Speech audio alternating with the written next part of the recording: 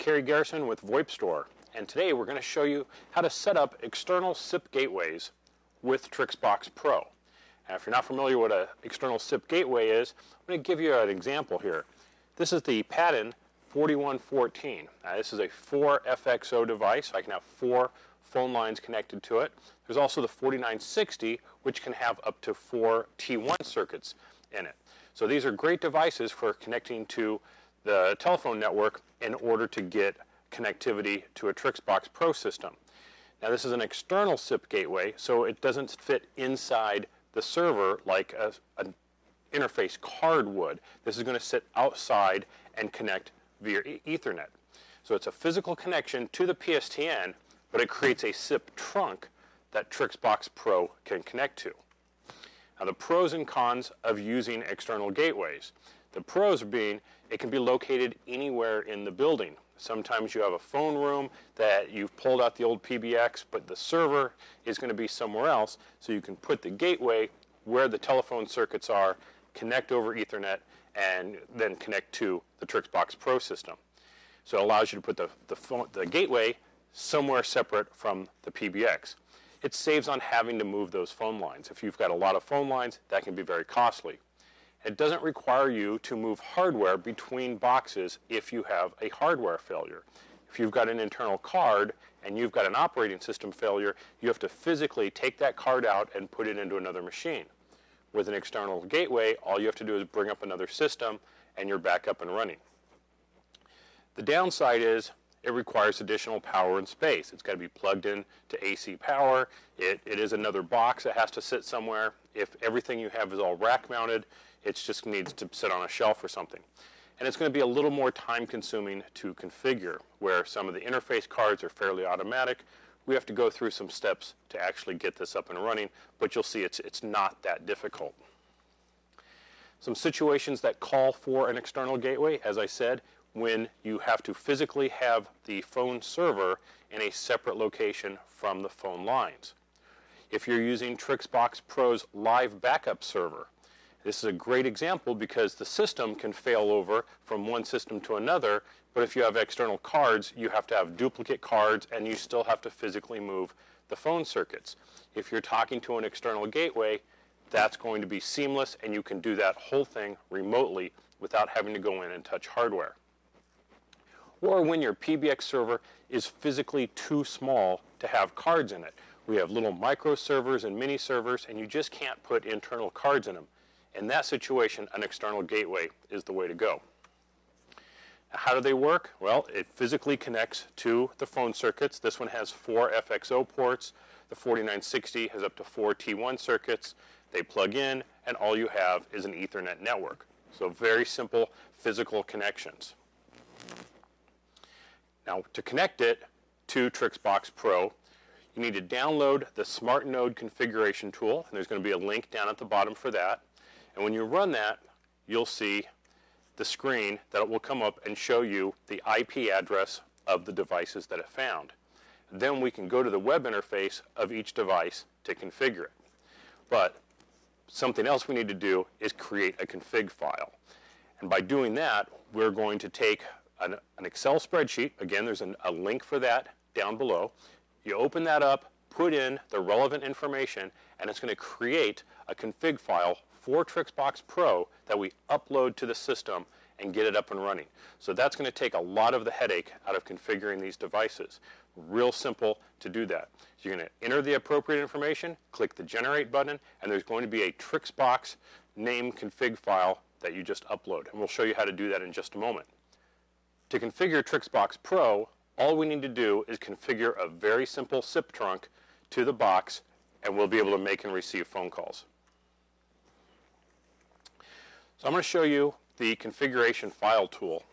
This is very simple. Like I said, it's just an Excel spreadsheet. We're going to enter the number of FXO lines, the FXS ports, whatever our configuration is for this particular device. Since I'm using a 4114, I'm going to put in 4 FXOs, 0 FXS. There's no router on this one, so I can just put no on this.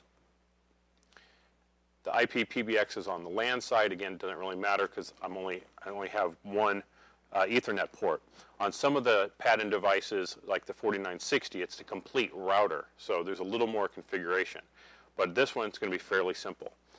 Where do we want to get our time synchronization, our DNS servers? We're going to give it a name. So I'm going to call it, instead of Patton sample, I'm going to call this Patton 4114. I want this files to be saved in my C temp directory. And now we need to come up with configurations. Well, I'm going to use a DHCP lease reservation for here, so I'm just going to set these to DHCP. And then I need to configure Trixbox Pro, or where it knows Trixbox Pro is. Now, if you don't remember that, go to your Trixbox Pro system, go to Phones, and your server address for local phones is right here. So I'm going to copy that, go back to the config file, and I'm going to paste that into the IP, PBX, IP, and realm. I'm in the United States, so I can just take that default. And because we're not using any analog extensions, I don't need to do anything in the general extensions data. I'm just going to come up here and click the generate. And it's going to create a series of configuration files for several different PBX systems. Trixbox being one of those. So it's going to make our life fairly simple. I'm going to go over here to my C temp directory.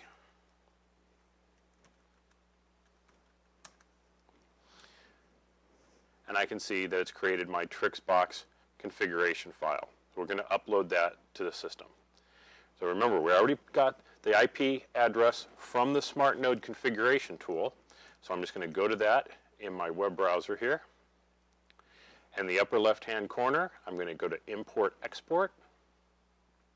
I'm going to import the configuration, browse to the file, go to my C temp directory, grab my Trixbox configuration, import that, click on reload, tell it yes, I want it to reload, and now it's going to do its thing. Even though it says the page should refresh, don't worry about it. Just watch the lights on here and you'll see it go through its restart process. Now we need to configure the Trixbox Pro side. I'm going to go to Options and go to VoIP. Now, I've already got it in here. Well, you can see there's really nothing to this at all. The only settings that I have are going to be the IP address. So I've given it a name called Patton, and my server is the IP address of the Smart Node device. So again, we've already used that with the Smart Node configuration tool. We've used it with the Discovery tool, so we just use that same IP address here. Once we save that, we're pretty much set to go. The only thing you might need to do is go in and edit your dial plans. I'm going to show you that real quick. We're going to go to Options, Dial Plan. And you want to make sure your different dial plan options are all set to use the trunk for the Patton. So here I've already got my 7-digit one set up. If I want to add long distance, I'm just going to click on that. Come up here to Patton and update my dial plan. So you can do that for all the different numbers that you may need to call, 411, 611, 911, the local and long distance, international. Go through your dial plan and make sure they're all set up to use that trunk. And really, that's all there is to it to set up a Patton Smart Node device, whether it be the 4114 or the 4960 with Trixbox Pro.